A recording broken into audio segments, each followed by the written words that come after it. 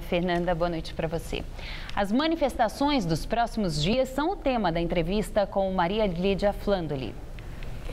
Amanhã é o dia da grande manifestação promovida pela CUT, MST, UNE, movimentos sociais e apoiada pelo PT.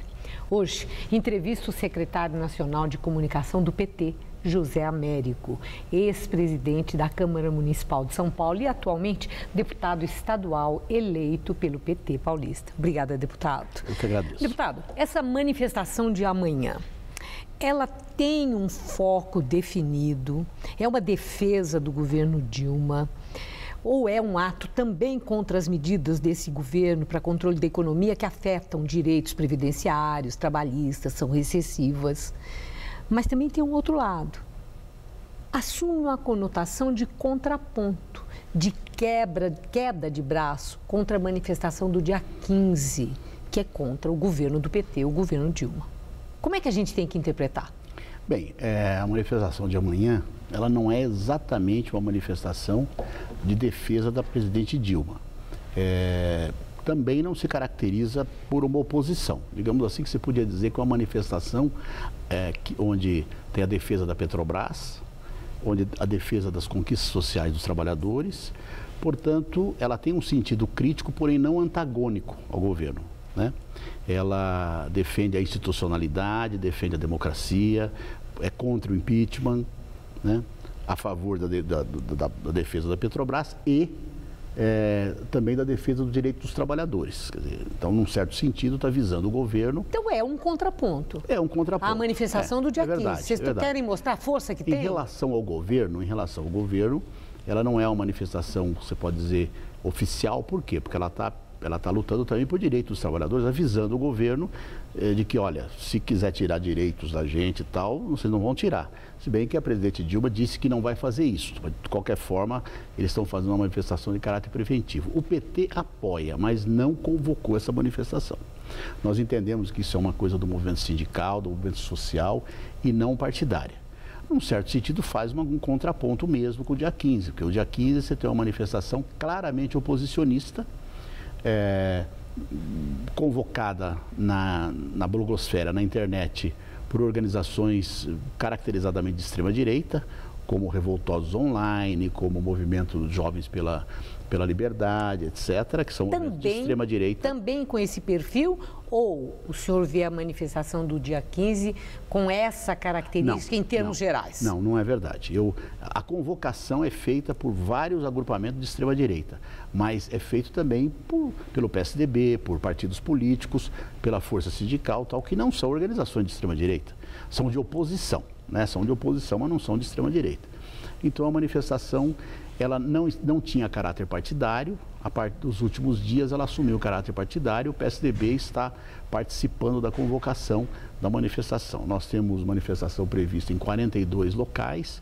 Em alguns desses locais, você tem partidos de oposição, como o PSDB, claramente engajado. Ou o DEM, no Rio Grande do Norte. Isso é legítimo? Eu acho legítimo.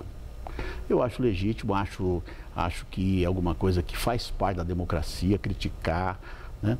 Eu acho que, assim, é incômodo para a democracia aqueles grupos que lutam pela volta dos militares, né, que são a favor do impeachment porque são contra a presidente Dilma, que são pela volta do regime militar. Então, isso é ilegítimo. Agora, ir para a rua para se manifestar contra as medidas do governo, ou até mesmo contra o governo, eu acho totalmente legítimo. Agora, essa questão das vaias, dos protestos, do momento difícil, né, num clima de animosidade tão claro contra a presidente Dilma. Tudo isso é contra ela própria ou é porque ela representa o governo do PT e existe um antipetismo crescente que as eleições, embora Dilma tenha sido eleita, foram muito acirradas e houve uma perda grande de parlamentares. O senhor reconhece que existe uma onda nesse sentido, seja pelo desgaste do PT ou seja pelos erros, pelos escândalos em que lideranças estiveram envolvidas? Maria Lídia, eu acho o seguinte, em parte é isso, mas principalmente esse antipetismo, ele é de caráter ideológico e está muito vinculado à história do Brasil.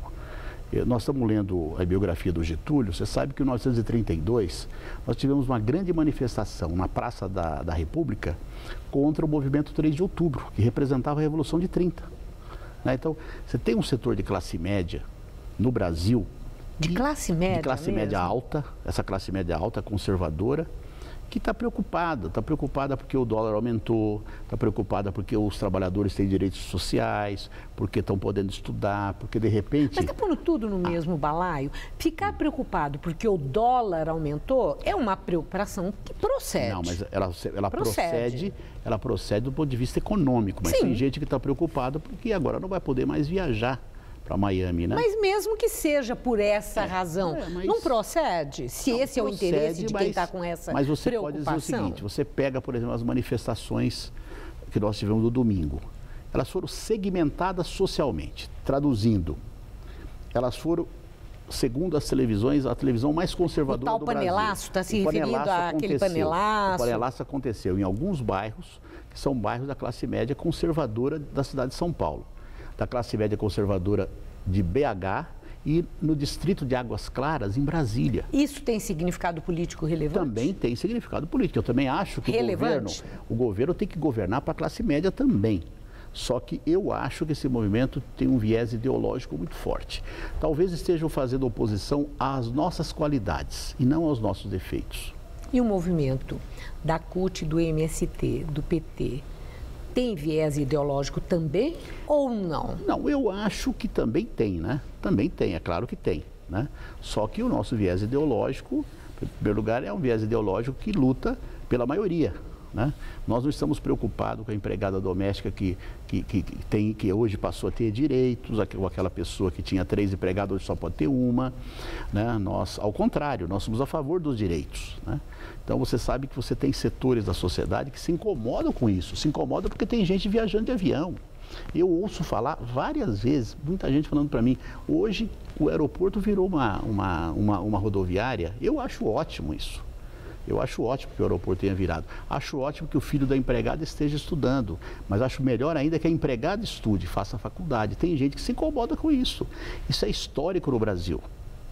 Vivemos um momento de forte componente histórico também na vida do país, com o crescimento dessas manifestações de rua. E teremos muito a refletir e a conversar sobre isso. Agradeço muito sua entrevista. Eu que agradeço. Uma boa noite. Obrigado.